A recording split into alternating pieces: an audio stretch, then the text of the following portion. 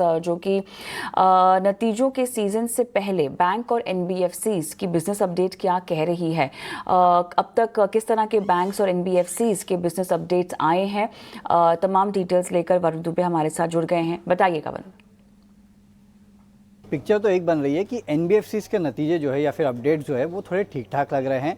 Banks में कुछ banks के अच्छे हैं, कुछ बैंक्स के थोड़े बहुत कमज़ोर है। अब एक एक करके मैं आपको जो इंपॉर्टेंट वंस है वो बता देता हूँ।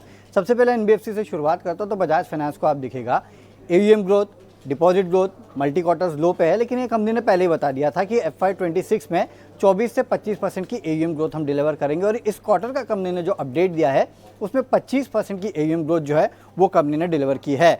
साथ ही साथ अगर आप देखें तो जो कस्टमर फ्रेंचाइज है उसमें 21% की बढ़ोतरी हुई है। नए लोन्स जो बुक होते हैं उसमें 23% की बढ़ोतरी, डिपॉजिट ग्रोथ जो है वो करीब 15% के आसपास रही है। इसके लिए लोग मान के चल रहे कि अपडेट अच्छा है क्योंकि कंपनी ने जो कहा था वो कंपनी ने किया है। अब L&T फाइनेंस की बात करते हैं तो इनके जो रिटेल डिसबर्समेंट है 18% की और बढ़ोतरी देखने मिली है। हालांकि इसमें जो गोल्ड लोन कारोबार इन्होंने एक्वायर किया था हाल ही में उसका भी कंट्रीब्यूशन है, लेकिन इसके बाद कंपनी ने जो कहा था कि हम 20% की ग्रोथ डिलीवर करेंगे उसके आसपास ये आंकड़ा आया है। शायद ये बाजार को अच्छा लगा है। वहीं बैंक्स की बात करें तो सरकारी बैंक्स में बैंक ऑफ बड़ौदा को आप देख लीजिएगा, एडवांसेस में 12.5% के आसपास की ग्रोथ है। ग्लोबल डिपॉजिट में करीब 9.25% के आसपास की ग्रोथ जो है वो देखने मिली है। प्राइवेट बैंक्स में आरबीएल बैंक को अगर आप देखेंगे तो डिपॉजिट 11% बढ़ा है, एडवांसेस 9%, लेकिन यहाँ पे जो कासा रेशियो है वो गिर के आया है 32.6 से गिर के 32.5। हालांकि जो रिटेल डिसबर्समेंट बढ़े हैं उसमें सिक्योर्ड डिसबर्समेंट जो है वो ज़्यादा बढ़ा है, अनसिक्योर्ड में गिरावट हुई है, तो एक अच्छा ट्रेंड है ये। बंधन बैंक यहाँ पे जो ग्रोथ है वो तो ठीक है, लेकिन सबसे बड़ी दिक्कत की बात इस कंपनी की कासा रेशियो है जो 31.37 से घटकर क्वार्टर 27.06 हुई है, यानी कि एक शार्प डिक्लाइन गिरावट जो है कासा रेशियो में देखने मिली है, जो कि एक दिक्कत की बात है।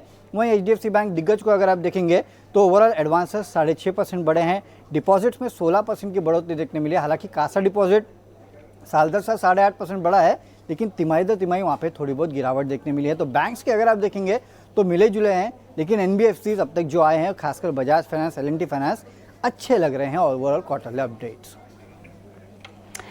ऑलराइट, चलिए वरुण, बहुत बहुत धन्यवाद आपका। और इसी नोट पर हम एक काम करते हैं, बातें भी करनी है मेरे ख्याल से, जो बिजनेस अपडेट आ रही हैं अजीत के साथ हम इस पर एनालिसिस भी करेंगे, लेकिन फिलहाल छोटा सा ब्रेक लेते हैं और ब्रेक के उस पार और भी खबरें हैं। अमेरिकी ट्रेडिंग फर्म जेन स्ट्रीट ग्रुप पर जो एक्शन हुआ है इसकी पड़ताल भी करेंगे और किस तरह का एक मैसेज दिया जा रहा है, ये तमाम डिटेल्स हम लेंगे इस ब्रेक के बाद।